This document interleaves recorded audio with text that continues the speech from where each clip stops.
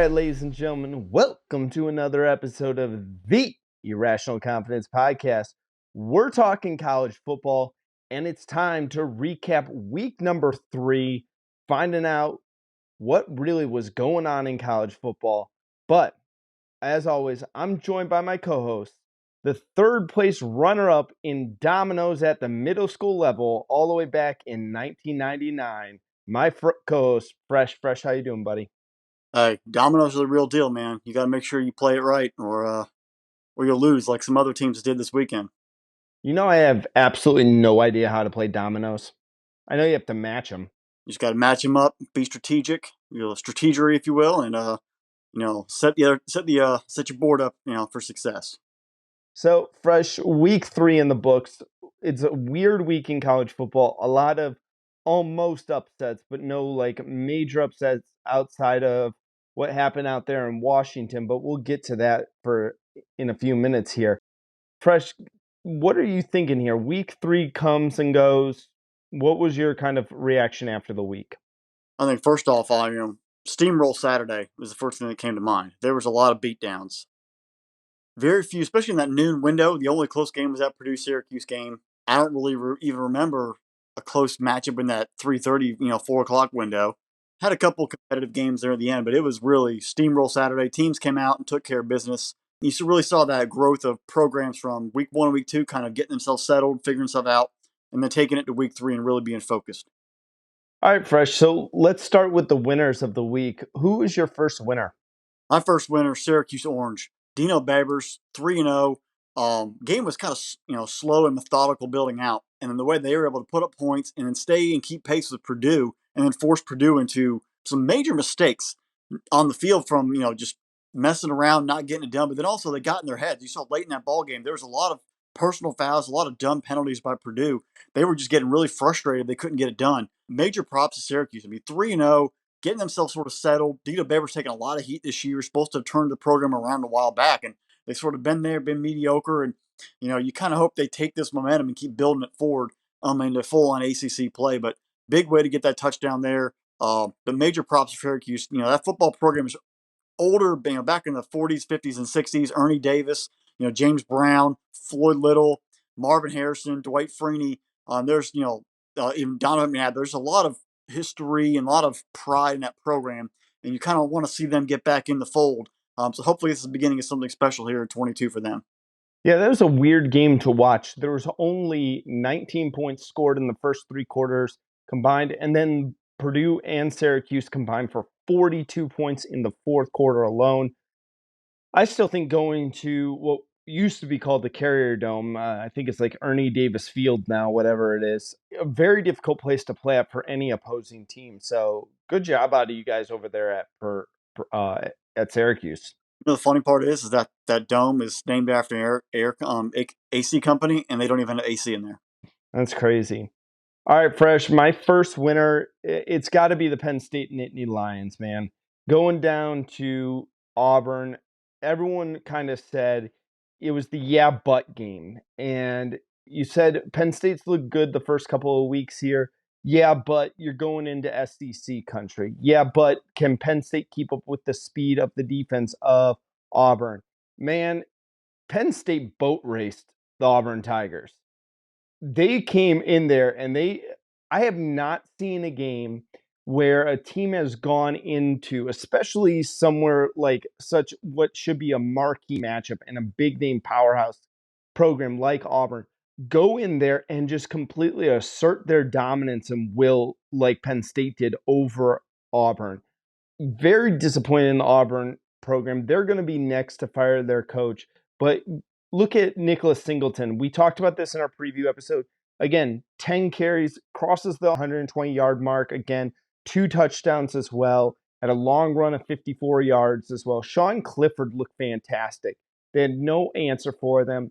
And it was really kind of impressive to see what these two programs did. Because remember, Penn State's been a program kind of in this year of transition. 2 years ago, they started out 0-5, then win their last 4 games to really kind of save that season. Last year, they win their first 5 They get this marquee matchup against Iowa. Sean Clifford goes down in that game, suffers the shoulder injury, and they're never the same team. This is a game where we're all starting to take notice because it really looks like it's the Big Ten East is going to be made up of three teams: Michigan, Penn State, and Ohio State. And those three teams going toe to toe with each other. It's just going to make for good football. Oh yeah, I mean Penn State, boat race, curb stomp, whatever you want. Auburn, they are the worst program in the SEC West, and on the play right now on the field, they might be worse than Vandy from what I've seen so far in 2022. There's dysfunction on offense. There's no flow. Finley's not the quarterback. You really feel bad for Tank Bisbee. He's the only guy on that Auburn team that's actually trying to do something productive. He came back for that program. He could have gone somewhere else, could have transferred. He's a very good running back, and he's trying to unfortunately paying the price for being a good dude and being respected for the Auburn brand. Brian Harsin, that experience, it's been terrible. It was a bad fit from the very beginning. It's only getting worse. And I even kind of laughed that somebody even said Brian Harsin should be the replacement for Herm Edwards at Arizona State. I'm like, what is somebody really that drunk to think that would be a successful hire down there? But Auburn's in a mess right now, and it's not good. But Purdue, Penn State did what they had to do, did what good teams do, dominate from the start. Yeah, it was impressive and constantly forcing those turnovers. Great job out of them. All right, Fresh, who's your next winner? We're going to Kansas. Give me the Jayhawks taking care of business 3-0. Another basketball school trying to Unbelievable. school. Really, I think the biggest shock is they go to Houston. Now, part of that we said, like, all right, you know what? 2-0. They had a nice overtime win versus West Virginia, but really, what are they going to do against Houston, a ranked team in down there in the Cougar country? And they came out, played from the very start. They were the better team. They dominated from start to finish. And the funny part is, you want a name you all want to remember. It's not Jaden Daniels, the quarterback at LSU. It's not JT Daniels, the quarterback at West Virginia. It's Jalen Daniels, the quarterback for Kansas. Been there for a while, responsible for 5 touchdowns. He was running and throwing all over the place. Dana Holgorsen, that Houston defense could not stop him. This is a nice sign. They got Duke coming to Lawrence this week. 2 3-0 programs. Game day should be there, by the way. They're not. It's a dang shame. But this team, you sort of seeing the momentum build, and it's going to only help recruiting. I'm not saying they're going to win 10 games this year, but you get 3-0. You build some steam. You start getting some attraction. You start seeing the guys buy in. And Lance Leopold, he knows how to build a winner. Won 6 national championships at the D3 level at UW Whitewater, my mom's alma mater, beating powerhouses of Mount Union along the way and really asserting themselves as a dominant program. Went to Buffalo, took over the Bulls program, and then jumped to this job once Les Miles and his shady stuff got cut out. Watch out for Kansas. I think this team could get to a bowl game at the end of the year with this 3rd win here and really propel them forward. But huge win for Kansas. Really excited to see where they go from there. Yeah, I agree with you. Send game day to Kansas Duke and make Dick Vitale your guest picker for the week. That'd be a great one. Diaper dandy, baby. I love it. Absolutely love it. Fresh, I'm going to go over there. I was disappointed in this team. I would have probably had them as a loser, but I got other people to talk about in there. My next winner is going to be the Washington Huskies. And just no one's talking about the Pac-12. And especially if we have a conversation about the Pac-12, we're talking about how overrated Oregon was, how Utah dropped the ball to Florida, or we're talking about no crowds of UCLA, or we're talking about how great the offense looks at USC, or how awful Colorado is. No one is talking about these Huskies. Michael Penix Jr., we were super high on him last year coming back from that injury. He just wasn't ready to come back, I felt like, when he was last year at Indiana. Transfers out there Washington, and the dude just balled out yesterday. 397 yards passing. If anyone ever watched Michael Penix Jr. when he was at Indiana, you'd realize that he wasn't much of a passer. He was much more of a scramble quarterback and kind of get outside, break, contain, and take off. This kid just destroyed Michigan State from the pocket. 4 touchdowns, impressive day out of them. Jalen Polk as well, 3 touchdowns on his end. I don't know, man. As much as I'm really, really high about another Pac-12 team, thought USC did a phenomenal job out there. Maybe we need to really start talking about these Huskies and what's going on there at Washington. Purple Rain was out in full force on Saturday. Unranked, you take on Michigan State, who was 11. Obviously, Michigan State's no longer ranked. I mean, they didn't just drop; they got completely just taken away, and they were exposed. Peyton Thorne, that offense just did not seem like it had. They're missing Kenneth Walker III. You can definitely tell, and that defense from State has not improved, and Washington took advantage of it. Kalen DeBoer came from Fresno State. He had sort of developed Jake Hayner there and got that program going, and he took that offense in 1 year. They are night and day what they were last year under Coach Lake. And that team last year was dysfunctional. Players weren't really truly bought in. At times they sort of just shut it off. This team is completely focused. They're buying in. They have a family, and they are saying, "Hey, what about us?" Washington State has off to a great start. They're off to a great start. Oregon State's playing well. Oregon bounced back this past weekend. The Pac-12 kind of had a great weekend outside of Arizona State getting beat by Eastern Washington and Colorado being absolutely terrible. The Pac-12 had a pretty good weekend, and I think they're trying to maintain pride and sort of get to that USC level, play up to theirs, and say they're still there. And Washington, they are the last Pac-12 team to make the playoff, and I think they want to make sure they're still in that conversation. And if you look at it, Washington wins 39-28, and the game was not that close. They No, were up 36-14 at the end of the third. Michigan scores 14 in the fourth quarter just to make it respectable, but that game wasn't even close. no, it was a beatdown. All right, Fresh, you got another winner for me? I'm going to go with the LSU Tigers. We were pretty hard on them week one. They looked terrible versus Florida State, and then that last drive they somehow got offense together, and then obviously had the extra point blocked. Didn't really know what we are going to get after their beatdown of Southern when they came into this football game. They struggled early. It was 13-0 and 13-3. You really felt you didn't see them really trying to buy in offensively. The defense played tough. In that fourth quarter, maybe it was the magic of Death Valley, I don't know, but they somewhat resembled an offense, and the defense got stops, and they're playing an offense under Mississippi State and Will Rogers and Mike Leach that had been humming. The guy had 9 touchdowns in 2 games, and they completely shut them down. And then the offense scored 3 touchdowns in a row to start the fourth quarter. It might have been a program stabilizing win. You get your first conference win. You sort of see the players buying in and playing for each other. Maybe they're not playing for Brian Kelly. I don't know, but we're playing for each other and playing for the fans, and they fed off that crowd. And it might be a springboard to a successful 7-win, 8-win season maybe for LSU, but that one was a critical win because the way the SEC West is looking, there's not going to be many gimme games. They got Tennessee coming down there in a couple weeks too. They had to have that one. And if they had lost that, the heat on Brian Kelly would have been torrential. It would have been enormous. It might have engulfed him and destroyed his traction as a head coach. So program stabilizing win is what I'm going to go with, but they really had to have it, and they found ways to dig deep and get it done. So a big win there for LSU because if they lost that one, that program probably would have continued to tumble.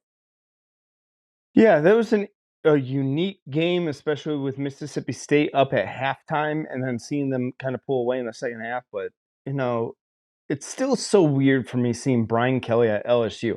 Like, it doesn't fit. There's something wrong with it. It was weird seeing Ed Orgeron wearing a Miami polo in, College Station on the sideline with the Hurricanes, and Brian Kelly wearing LSU polo on the sideline there in Baton Rouge. Just, it still does not make much sense. Yeah. All right, Fresh. My next winner, and I put this out on Twitter while the game was going, it's the Oklahoma Sooners, and especially their offense there. Holy crap. This was insanity going on out there at Nebraska. I thought Nebraska would play with a little more pride. I thought Nebraska would pull themselves up by their boots and say, okay, you know what? Our coach, he wasn't very good. Let's not have this be a reflection on the players.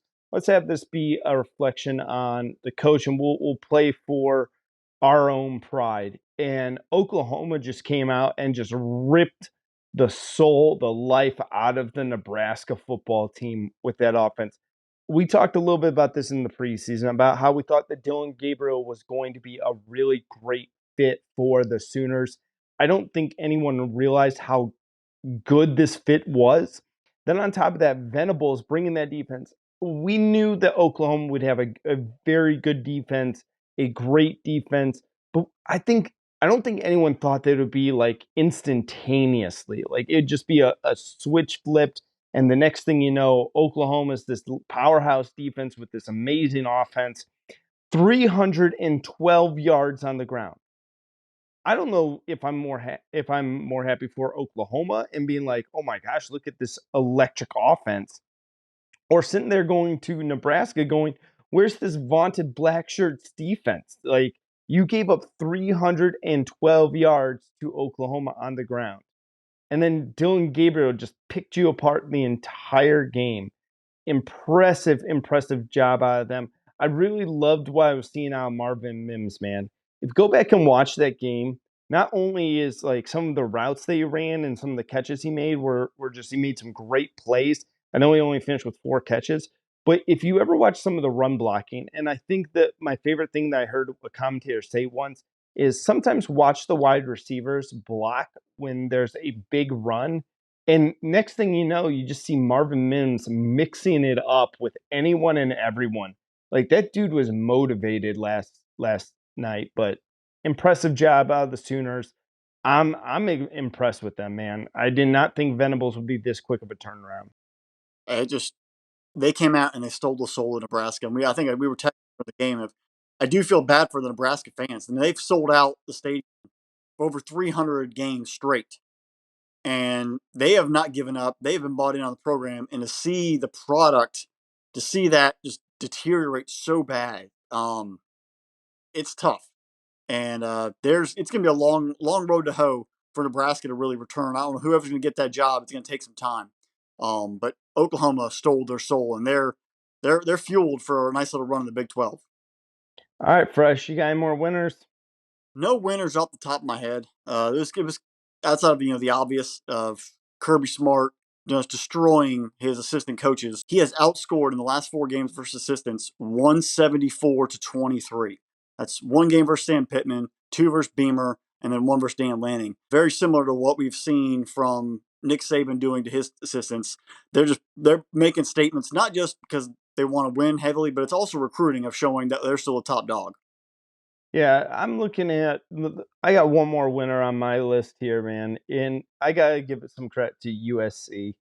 And we thought Fresno State, and again, there's part of me that thinks that this game would have been closer. Jake Haener went out during that game and really ruined the opportunity for America to see how great of a quarterback he is. He was playing fairly well there. I know that Logan Fife had a little bit better numbers coming in after the injury as well, but USC was comfortably ahead at that point. I don't know, man. I really think that the Trojans are starting to cook right now. And you see the offense, you see the firepower that they got. They got an interesting game this weekend against Oregon State coming up here. People laughed at us when I sat there in the offseason. I multiple times had made the comment that Lincoln Riley was going to try to hang 40 points a game, maybe even 50 on teams this season. I don't think it was far off. Yeah, granted, I was exaggerating a little bit at 50 points. That's a tall task to do, to average 50 points a game. But impressive job by USC. And, I don't want to call Fresno a loser because it sucks that Haener got hurt in that end. But, I just wish that game would have been injury free and we would really gotten to see those two teams light up the scoreboard like Vegas. I'm impressed that USC has gelled so fast. I mean, this is 3 games, and they're looking like they've been on campus together for 3 years. Watch out. I mean, we put this team at number 11. We were kind of hesitant. We didn't want to put them in the top 10 during our preseason rankings, but this team is definitely worthy. And if they go undefeated, because right now I thought Notre Dame would be more competitive, so they can run this table and make themselves into the playoff if they don't, if they don't get immature or too cocky. This team could easily be in the playoff undefeated, taking on the big boys of the country to really get a measuring stick of where they're at, but they're heading in the right direction. All right, Fresh. So let's talk about the bad out of this weekend. I don't know, man. So here's my thing. Let me start off on this one, and I'll jump it right back to you. I felt it was a loser out of it was just the games overall. And me who, yes, we all have our favorite teams. And what we try to do is give you each and every week like good games to watch that are going to be competitive. No matter what, I couldn't find outside of, like you said, the Purdue Syracuse game. it was just such a challenge to find a game that would wrap me into it. We would just, you feel that pull the game pulls you in, sucks you in. You don't care who wins or loses. You're just watching good football, and no game was really that close. It just stinks on that end.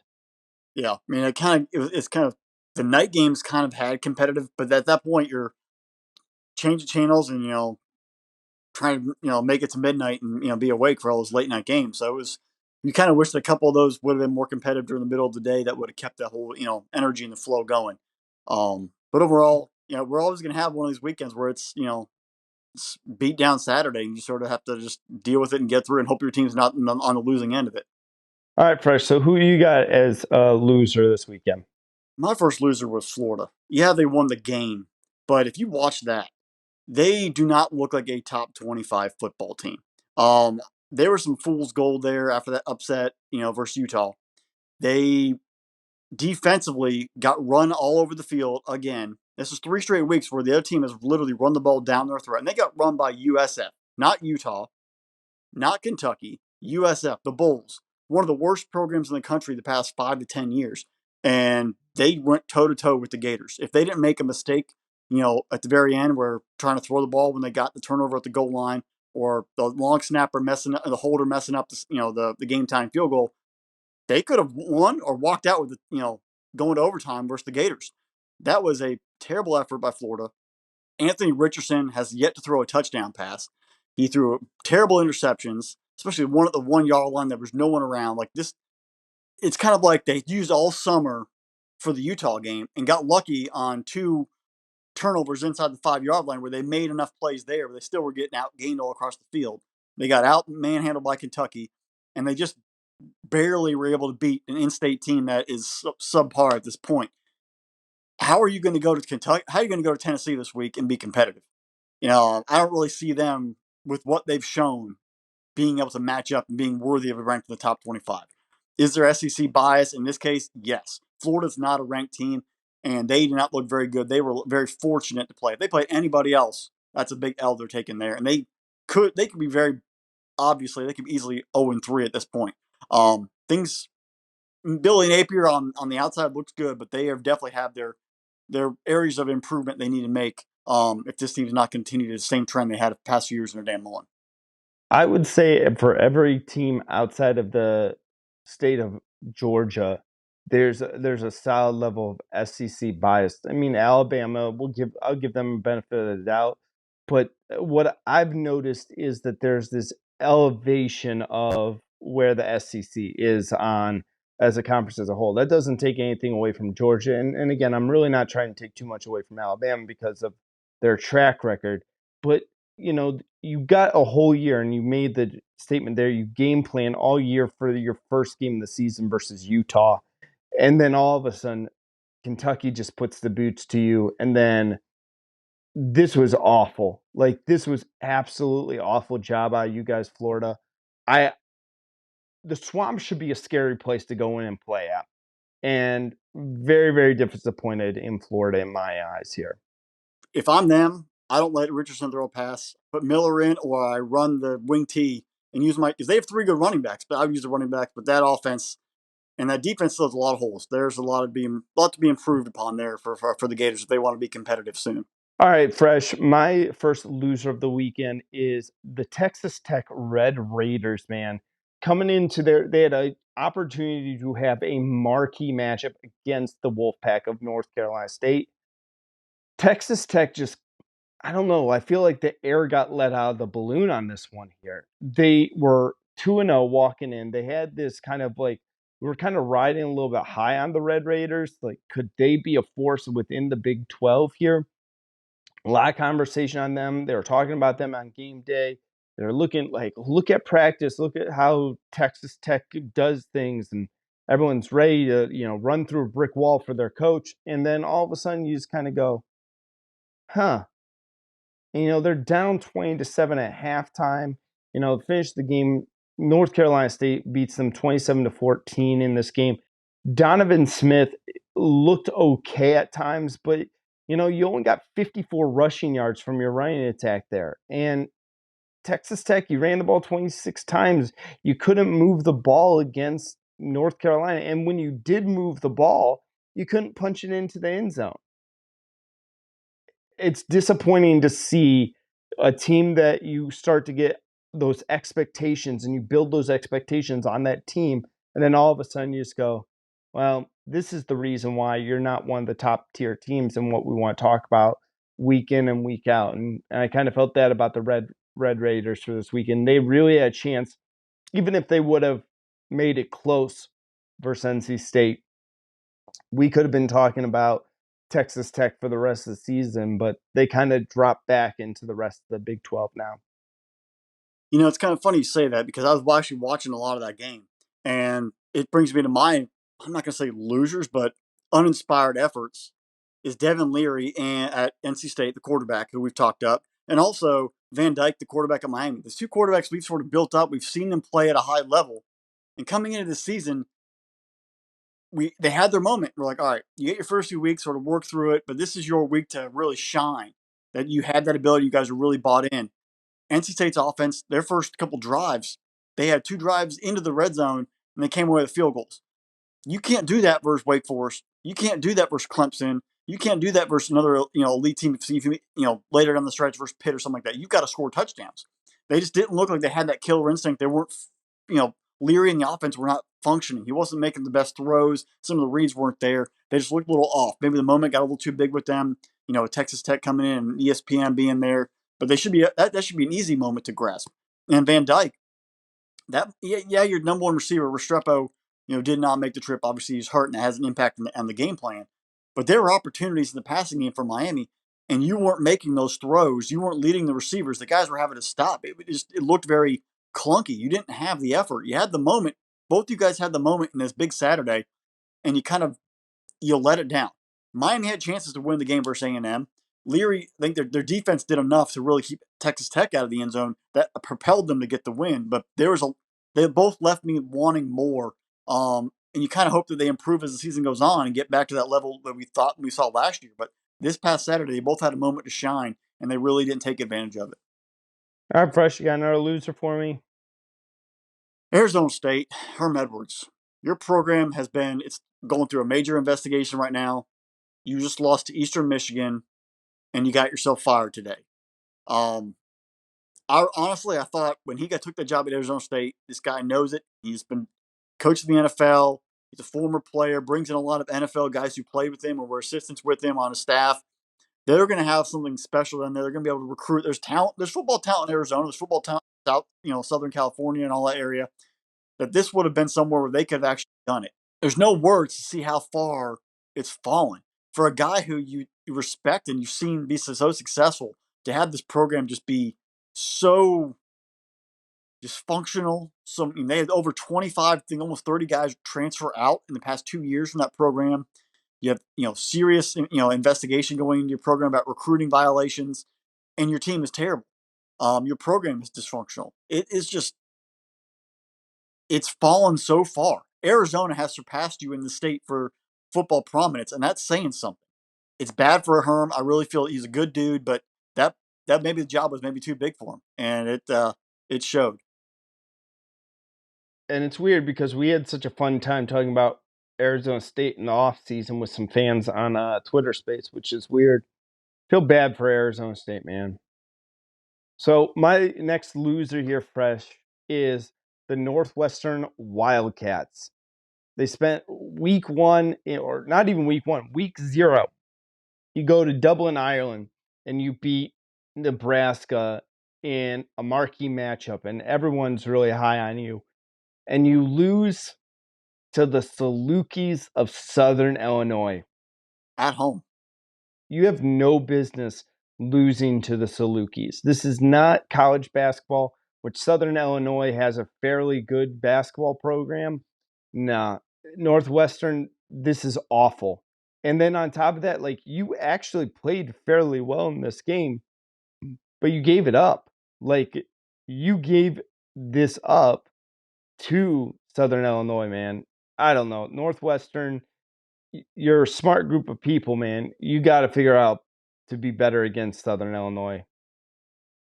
it you've seen that scroll in there. It's just like, I mean, at one point though, it could have even been worse for the Big Ten in that noon slot. They had a little rough start. Rutgers was in a match. Northwestern was losing. Purdue obviously lost. Indiana had a good overtime to beat Western Kentucky. That noon slate was not good for the Big Ten. They somehow they obviously Penn State rallied and Ohio State did dominate and Michigan dominated, but that was part of the cherry on top for that struggle in the opening slot. But the Big Ten, there is definitely a 6 or 7 teams that are the premier or very good, and then it's a major gap between the rest of the league right now. And I think Northwestern, you're at the very bottom of it all. And there's a question that we need to ask about that fresh is that we've talked for a whole time of doing this podcast how the SEC and the Big Ten are the two best football conferences in America right now. But it seems like both conferences have become extremely top heavy. You have your top tier teams, and then you kind of have a bunch of teams at the back end of it that are extremely disappointing at that level. And you're starting to see stuff that's going on in the Big 12. You start to see what's going on in the ACC. You start to see some of these teams that we're not talking about in the Pac 12. I'm not saying that those conferences are catching or are caught up to that level, but I think that you are starting to see the gap again. The gap is starting to narrow a little bit, and I think that might be due to NIL. I think that might be due to people starting to catch up to the whole thinking of things. It's really interesting. I don't necessarily want to say that just yet, but you make a great point with how the Big Ten fared, and then I also look at the same thing and you talk about how the bottom half of the SEC fared as well. Well, I mean, Auburn's not very good. Vandy, I think there's progress there, but they're still not fully ready. Missouri, when you lose and you go to Kansas State and you get run like the way they did 2 weeks ago, you're not ready. South Carolina's 1-2, and they won their first game by 2 block punts for touchdowns versus Georgia State. They got beat by double digits at Arkansas, and they got absolutely woodshedded by the Dogs.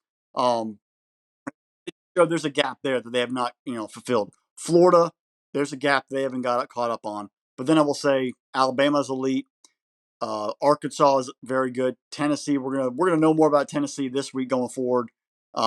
Kentucky has shown they're successful and they're ready to be one of the more premier teams. Still out on A&M. We don't know what we got there. Ole Miss is legit. And Mississippi State, they're that one team that they're the fringe guys where you don't know what they're going to get. In the Big Ten, it's Michigan, and I don't even know if Michigan's actually that great because they've played 3 of the 10 worst teams in the country the past 5 years in their first 3 games, and they put 50 plus on them all. So I really don't know what Michigan has. We'll find out this week going forward when we start Big Ten play.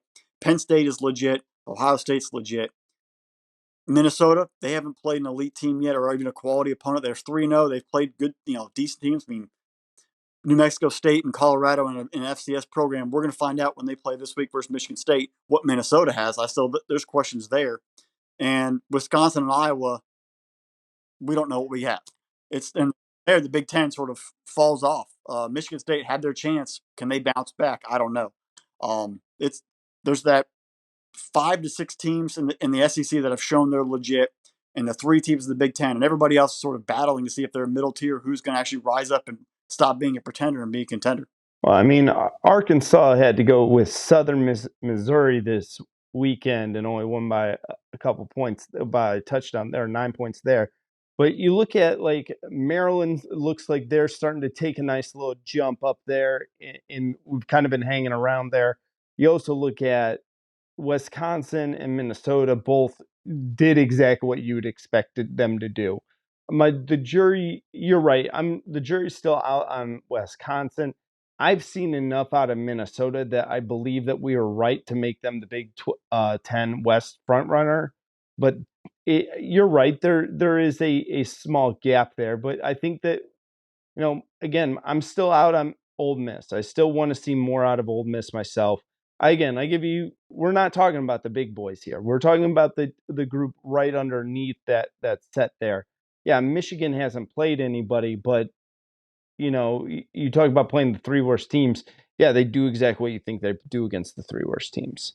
But my last loser fresh, and this is a big one for me, and they won this game. They're 3-0. They're my probably one of my bigger losers of this weekend, and they're soon to be in the Big Ten, and that's the UCLA Bruins, barely beating the South Alabama Jaguars. No one, you have 100,000 person stadium, and your announced attendance is 33,000. So that means it's like 15. Yeah, I'm watching the game. I flipped over and watched some of this, and there are random people just in behind the field goal post waving their arms trying to distract the kicker. And I'm sitting there going, how empty is this place that you could walk, be in the direct camera shot and go, hey, look at me, mom, I'm right there on national TV trying to distract the Southern Alabama kicker. I just, my gosh, like UCLA, I love UCLA, especially for basketball. I love what Chip Kelly was doing over there. I'm still really high on DTR. Zach Charbonnet is still a really good running back over there. It's a good football team at UCLA, but they just need to be so much better than this.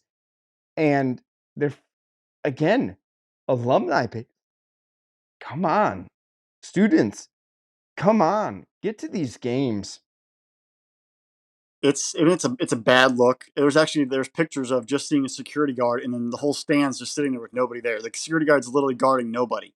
And if you're moving to the Big Ten, that actually is going to be easy and perfect for visiting fans. They're going to travel. Ohio State's going to travel out there and bring 80,000 fans.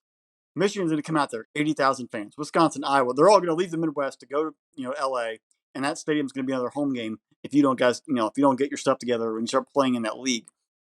It could be really scary and actually detrimental to recruiting, especially looking at what USC is doing over there and other stadiums in the Pac-12 where the fans are showing up. Yeah.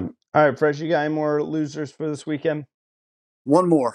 I kind of mentioned it earlier, but I was tossed up between Kansas State and BYU. BYU, you didn't show up at all, but Kansas State, you beat Missouri the week before. You completely woodshed them, and you come home and you get beat by Tulane.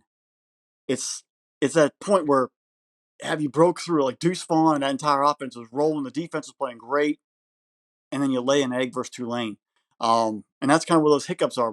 If you want to build the program, making that gradual growth and not having those trip ups and not having those look past games.